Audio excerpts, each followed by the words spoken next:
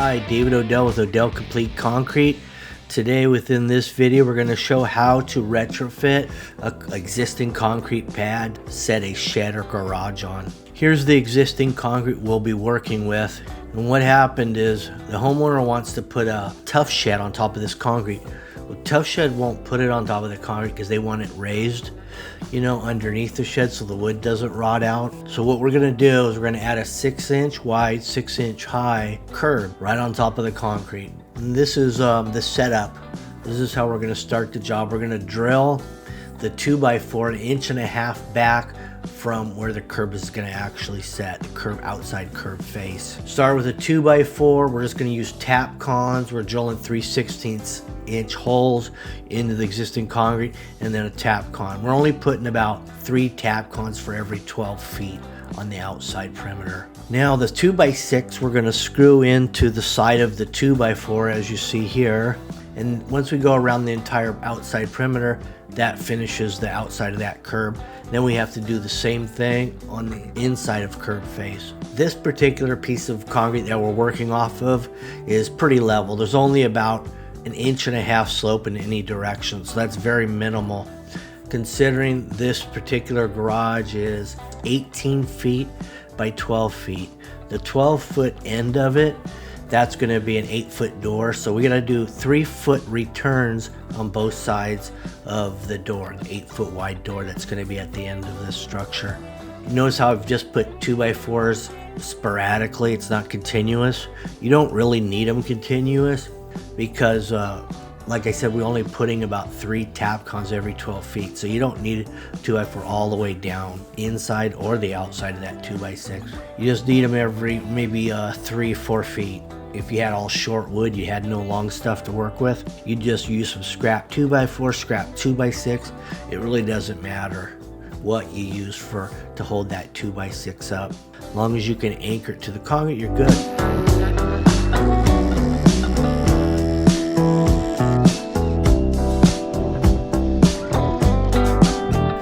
So we cut a spreader 6 inches wide just to double check. It also holds the 2x6 from pushing in, because you notice from the inside 2x6 we have to attach it from the outside on an angle because we can't get a drill in there. You could potentially build the whole system above ground. In other words, add the 2x4 to the 2x6, then set it all at once on the ground and then drill the holes. So you could potentially do it that way too. But we just did it this way to take any kind of confusion out of it. Real sweet and simple.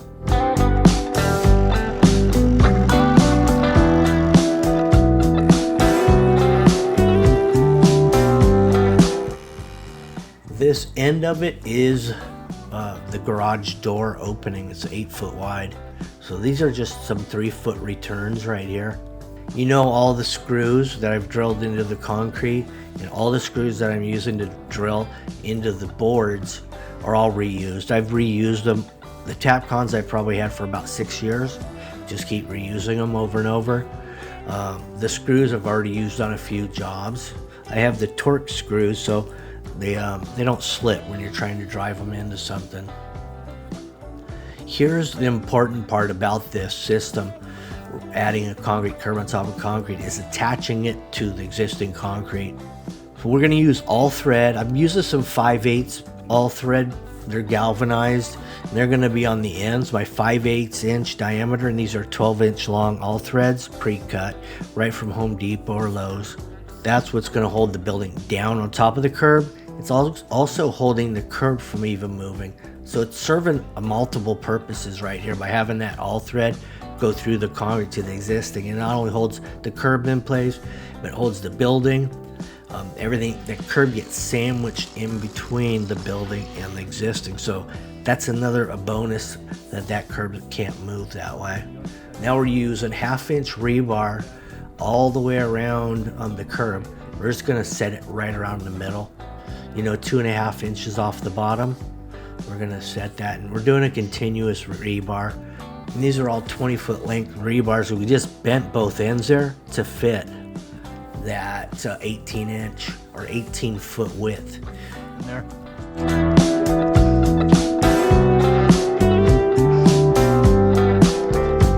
go see if it fits. Okay.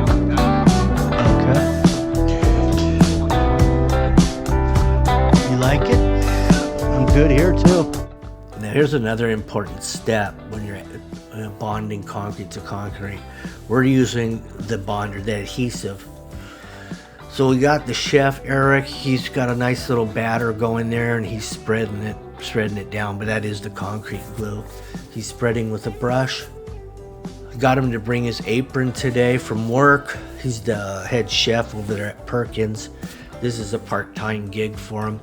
Saves him having to pay for a gym membership. Dumping the package. Very difficult to dump concrete into a 6-inch opening without making a big mess and having a lot of cleanup. So I'm gonna shovel it in. These forms I didn't oil, didn't wanna oil them because the oil is gonna get on the concrete and then my glue's kind of worthless. So these boards are just raw, untreated, all natural. Also, I'm using a DeWalt cordless vibrator there, as you can see. That's going to ensure that I have no air or rock pockets on the edges when I strip.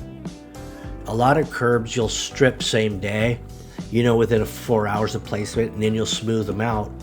But in this case, because we're really relying on it to be 100% cured out before it's actually not going to be able to move. So if we were to take these off, just try to strip it, we could break the bond, you know, because it's a small piece of concrete that's not completely cured. So we're going to leave these forms on here for a couple days so it's completely cured out before I strip. So that's why the vibrator is really handy here. I'm not going to be able to do anything while the concrete's wet in order to fix rock pockets or holes in the face. So we're going to hit it, tap with a hammer, vibrate it really well. The concrete mix we're using, it's my own personal blend that I've came up with over a lot of working with bag concrete. I'm using 2 bags of just a regular 3500 PSI bag mix. I'm also throwing 1 quick setting concrete. So we're going 2 to 1 every wheelbarrow. The red bags are the quick setting. The yellow ones are just your standard. So I mix them together because I want it to get hard fairly quick, or a little bit quicker than the norm. And I've noticed it makes it easier to finish when you blend them like that. So with every wheelbarrow that I'm shoveling in there, I have a lot of time to pull up the rebar, get it dead centered in this, you know, do all those different things that you want to do to concrete. Sometimes you don't have the time. If you have like a pump going in here, you may not be able to do all those things quick enough, especially by yourself. You're not gonna be able to vibrate it, hand, you know, tap the edges and hand float it. With this process here, you have time to do a lot of different things. So the existing concrete we're using, it's a 4-inch concrete slab with wire mesh, and I know that because I actually did the concrete initially, and you probably remember the video. So in other words, we could just drill. We're drilling about 3 inches was my goal. 3 inches, 3.5 max into the concrete. Because you don't want to drill through the bottom of the concrete. Because what will happen is when you drill through the bottom of concrete or through concrete, vertical concrete, any concrete, the other side is going to have a big hole in it when it pops through. So we're avoiding drilling through the concrete, because when you pop a big section out of the back of the concrete, it creates a weak point. And especially if they're in a line like it is here with these bolts, it'll actually create a weakened plane joint, or a place for the concrete to actually crack. Because when you're drilling it and you're knocking the back out of it by popping it through, it's going to create a crack point in the concrete. So we're not going to go through it. We just want to miss the bottom by a little bit. The epoxy that we're using, I think it was just a Simpson Set XP. It was 2 cartridges combined into one with a corkscrew tip, and that's where the 2 epoxies mix together through that corkscrew tip on the applicator. There's your 3-foot return. That's the end of the curb. A door will be built in that area. These bolts are probably on average about 4 to 6 feet spacing. The owner drew the drawing up for the bolt spacing on this according to what Tough Shed gave them, the dimensions and their particular specs.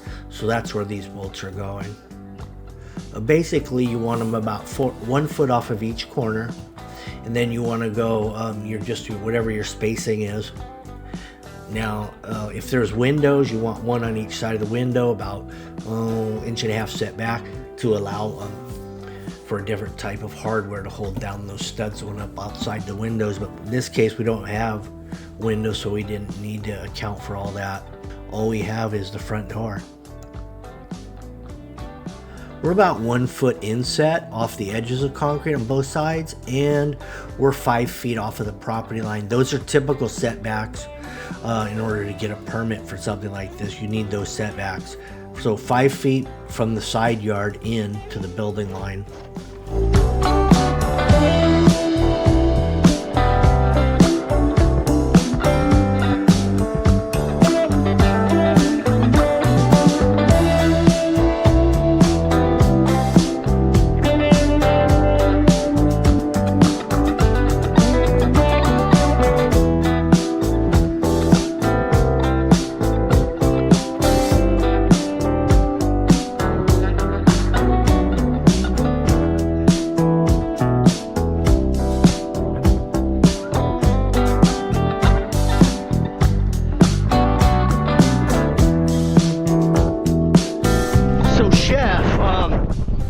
Come up with any new recipes, while you're doing that concrete mix? Oh yeah, no, I learned how to make sure it's the proper consistency, so it's not too wet or not too dry, because if it's too wet, it's just going to slide everywhere. It's going to make a big ass mess. Yeah. You got the water ratios down perfect, so it mixes thoroughly too. Yep, so you didn't have to use the probe? I still use it, you know what I mean? Still use it? Make sure you get all the big rocks cut up and everything, to where it's easier to... So you could almost compare this to a meat thermometer. Kinda, yeah. In a sense, that's pretty accurate. Yeah. So it's all the concrete's mixed up, and you can tell by looking at Eric how much cleaner that he stayed on this. This is about his third mix job. Plus that apron really kept the rest of his clothes clean, and he can still use it at work, after he washes it. So it's a really multi-purpose tool, which I love. I love multi-purpose tools. I just don't like single aspect tools.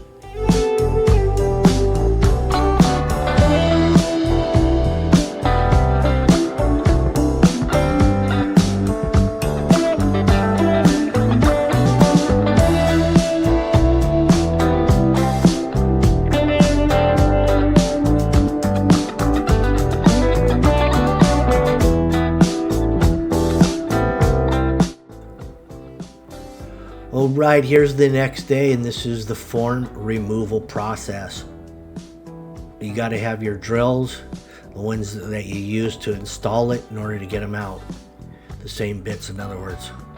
So it comes out real easy, and I'm stockpiling all the screws, the Tapcons, the Torque screws, and they'll go back into my coffee cans in my truck, and they'll be ready for the next job.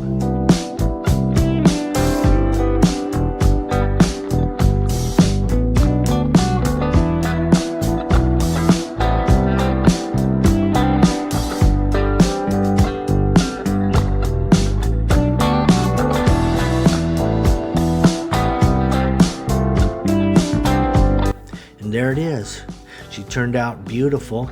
I didn't put any joints on it because it's not going anywhere, even if it does crack. I've got 1/2 inch rebar through there. I've got hold downs, just sandwiching and everything together. So that's how you retrofit a shed, to put a shed slab on top of existing concrete, so your floors don't rot out, or your pressure plate, your seal plate. None of those will rot when you elevate them, and you build them exactly to the building edge of the actual building. Anyway, thanks for watching. Make sure you like, share, leave a nice comment or a bad one. Either way, I don't care. I look at all of them personally. I respond to them. I try to catch them all too. So have fun. Have a good one. Bye.